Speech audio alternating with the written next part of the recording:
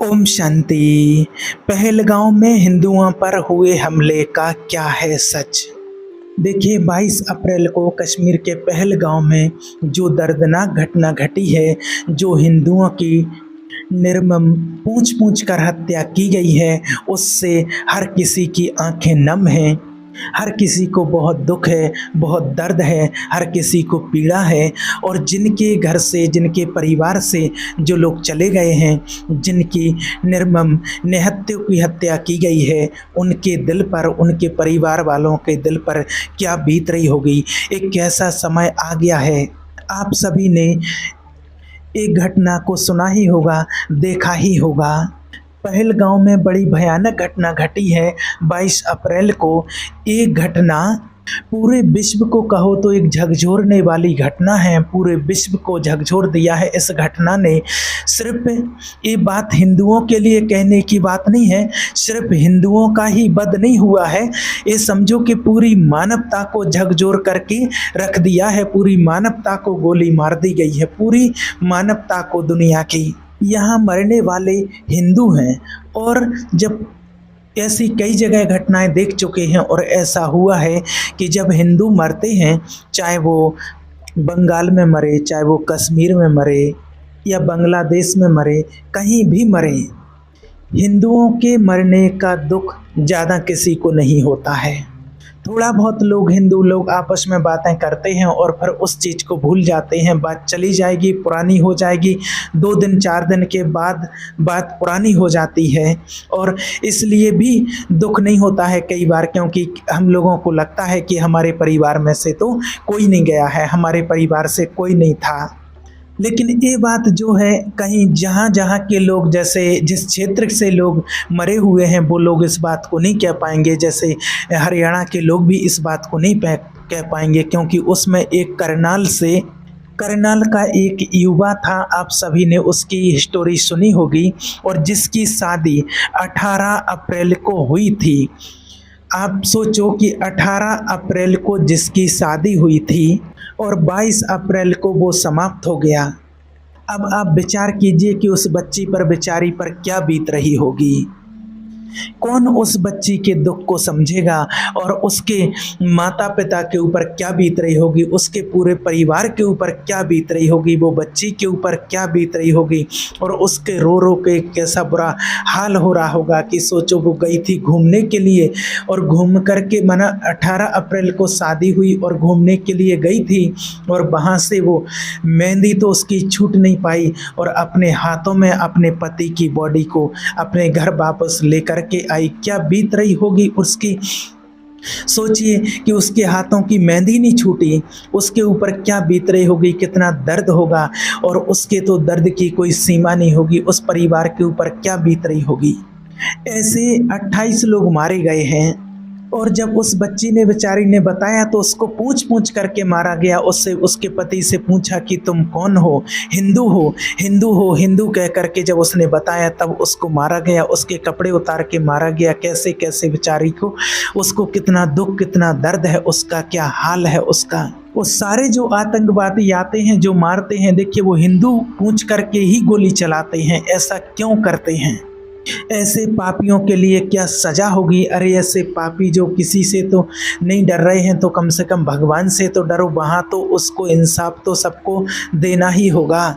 किसी और को जवाब नहीं देना, तो भगवान को तो जवाब एक ना एक दिन आपको देना ही पड़ेगा। 27 मर गए जो धर्म पूछ करके मारे गए।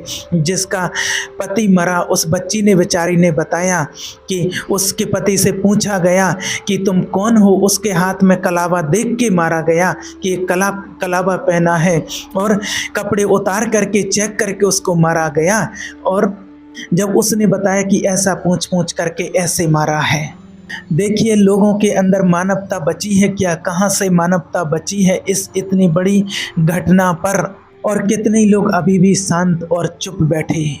तो देखिए कहने का भाव है कि आज ऐसा पहलगांव में हुआ है, कश्मीर में हुआ है, आगे चल कर के और कहीं भी हो सकता है। इसलिए अपने आप को मजबूत बनाने की बहुत आवश्यकता है, अपने आप को पावरफुल बनाने की बहुत आवश्यकता है।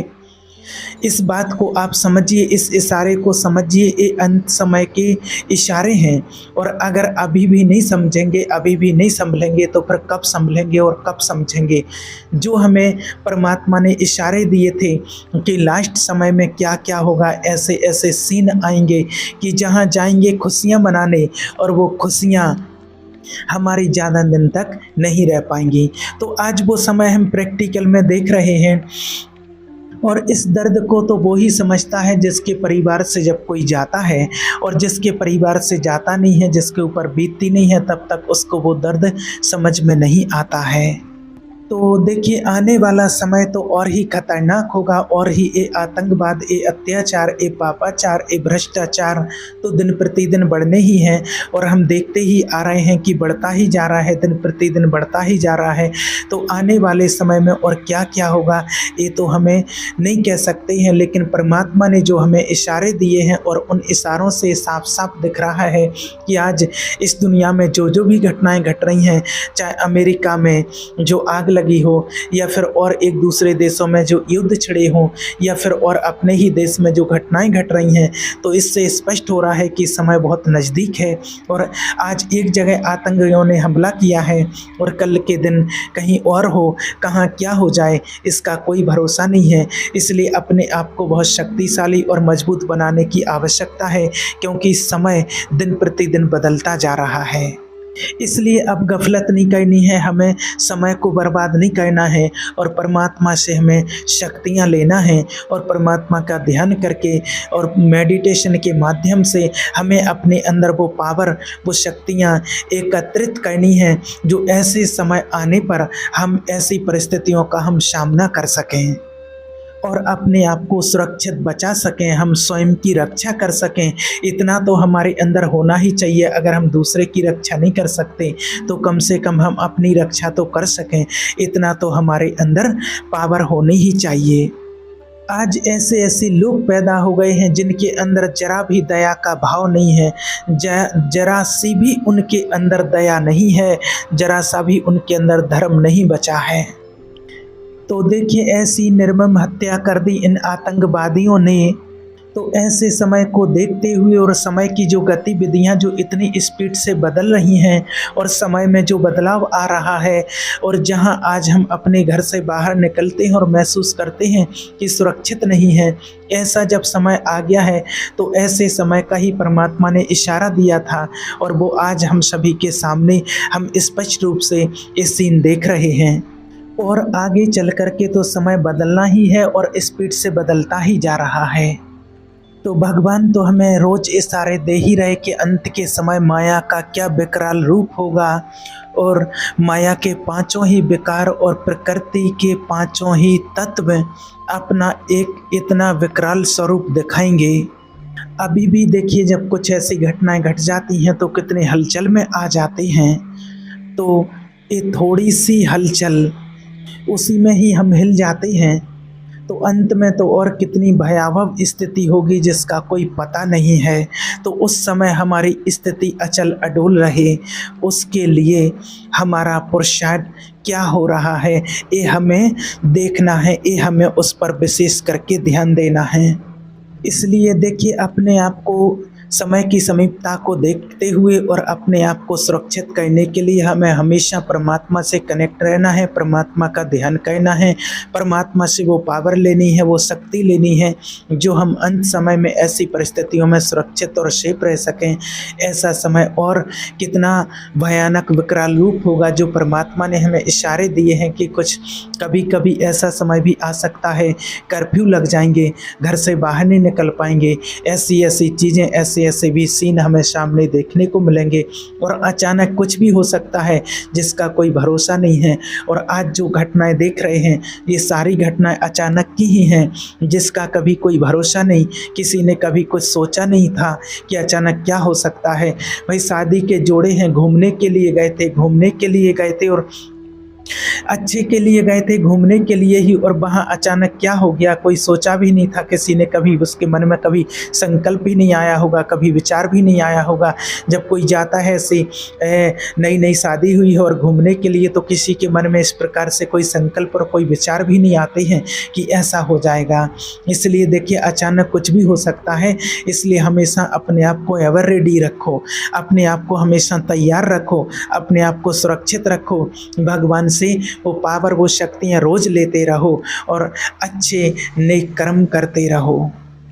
ठीक है, तो चलिए देखिए हम अभी 2 मिनट परमात्मा का ध्यान करेंगे और जिन आत्माओं ने शरीर छोड़ा है, जिनकी मृत्यु हो गई है, उनको हम भावभरी अपनी ब्रह्म श्रद्धांजलि अर्पित करेंगे। सभी उन आत्माओं के लिए शुभकामना और शुभ भावना रखेंगे और परमात्मा से प्रार्थना करेंगे कि जिन आत्माओं के घर से, यानी कि जिन लोगों के घर से, जिन परिवारों के घर से वो लोग गए हैं, जिनकी मृत्यु हो गई है, परमात्मा उनके परिवार को इस दुख को सहन करने की शक्ति दे, इस दुख से बाहर आने की शक्ति दे और परमात्मा उन आत्माओं को मुक्ति दे जो इस आतंकवादियों के आतंक के कारण जिन्होंने शरीर छोड़ कर के जो चली गई हैं। तो हम सभी 2 मिनट परमात्मा से प्रार्थना करेंगे उन आत्माओं की शांति के लिए।